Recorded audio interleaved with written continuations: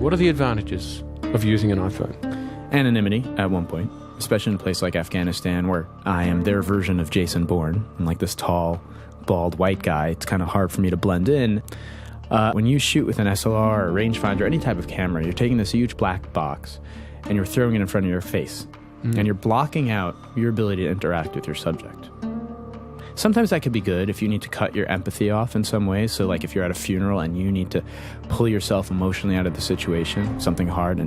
But a lot of times I'm just talking to someone or I'm just there on the street and all of a sudden I am cutting the level of empathy, and the level of interaction and intimacy with people by putting a camera up against my face. And so shooting with the phone, I can keep eye contact with the people I'm photographing and at the same time photograph. When you photograph, you use your dominant eye. And so like the way the human eye works, eyes, is like you have your dominant eye and then your non-dominant eye helps you with depth perception, right? And all of a sudden, when you cut that eye, that non-dominant eye off, you have no depth perception. But a photograph is a two-dimensional object. So you don't have the three-dimensional field that we see with on a daily basis.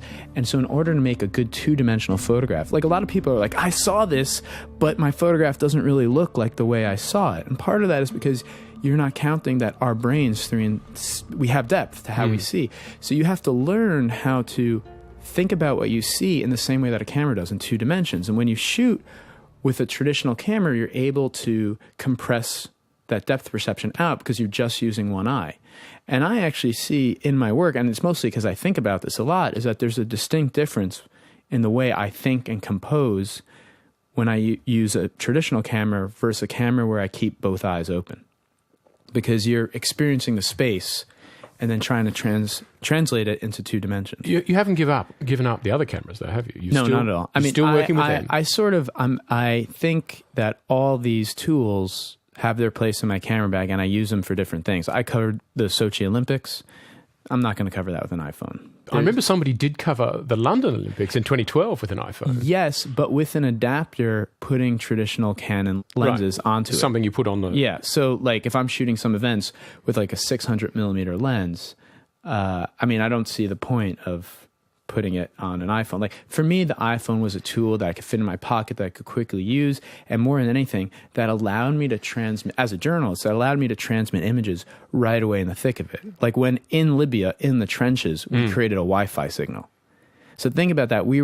Their cell phone networks were down, their bullets are whizzing over our heads, and there was a Wi-Fi signal that was made so that I could, if I photographed with my iPhone, right, I was able to put that image up on my blog in the thick of it.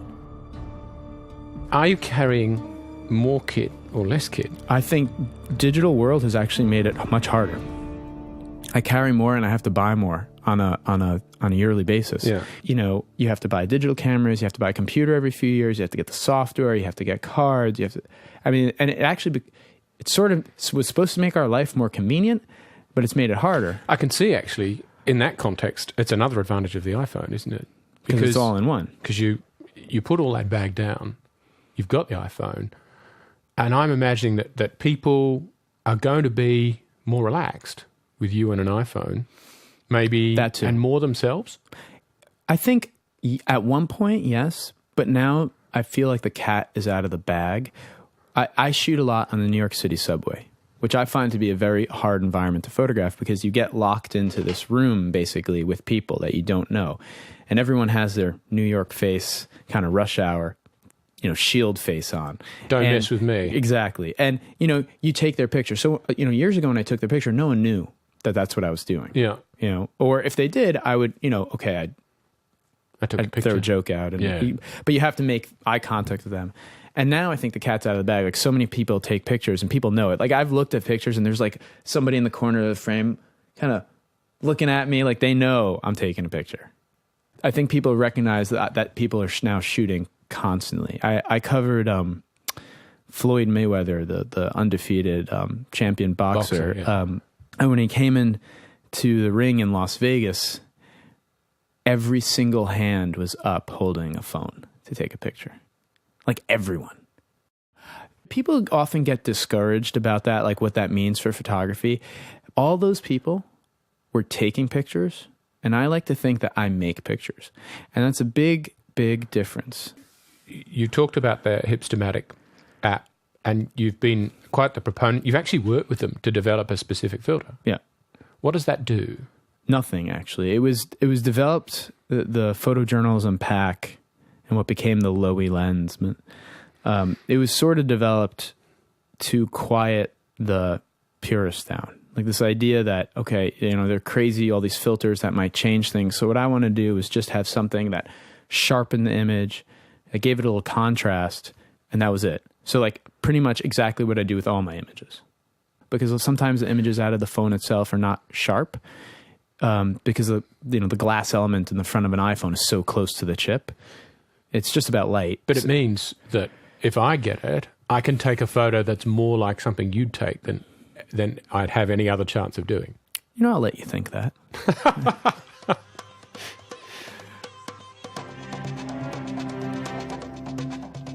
I think you went to Iraq when you were 23, which is very young, and you've done some amazing work there, but there has been personal consequences, hasn't there? Sure. I've been injured. I mean, I just finally got my last piece of... You've had metal in that arm? Or? It was actually a piece of plastic that was never noticed because it was plastic rather than metal, and it was cutting through my ulnar nerve. I lost my long thoracic nerve in my back. Most of the muscle systems in my back failed a couple of years ago because of that. And, so I've had a lot of injuries from beatings and bombings in Iraq and other places. But I'd probably say that those pale in comparison to what you take away mentally. You've actually been public in saying, yeah, look, I've got PTSD. Yeah.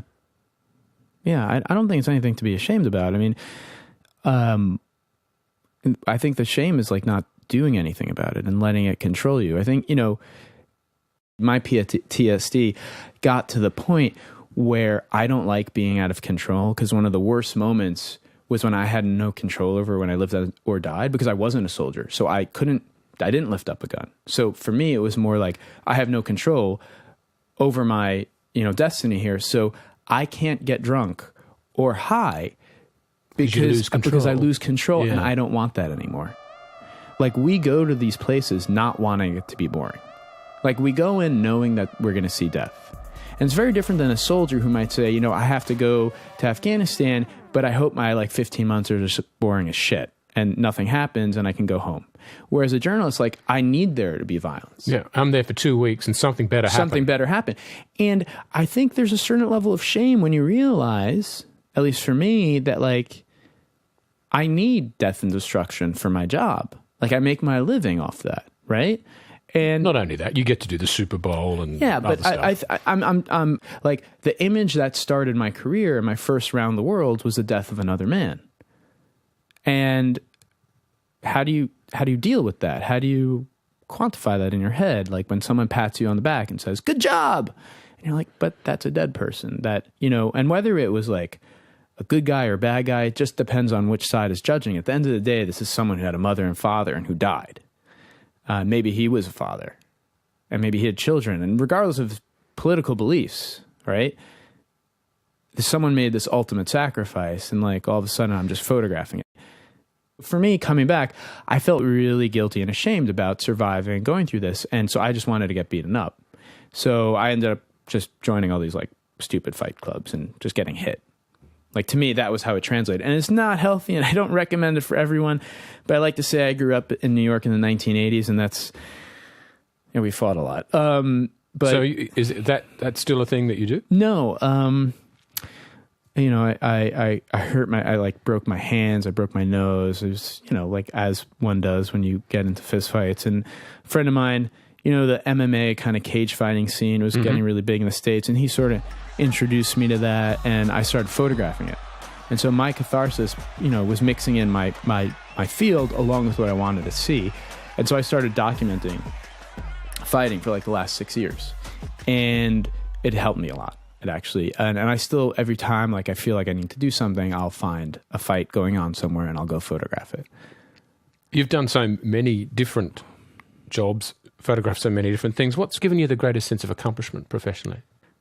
That one moment when you press the shutter button It's a product of every experience you've ever had that led you to that point where you said, oh, this is the photo that I see right this instant. I don't post things as a journalist, but you try and control them within the camera, like to line things up, and you hope that it all works out. And so there's sometimes you get a feeling when you're like, I just got it. And to me, it doesn't matter what the subject matter is, or what I'm photographing, whether it's sports or war, but to know that I just made that image that fulfills that inner part of me, that's the reason I was a photographer, that's the best feeling.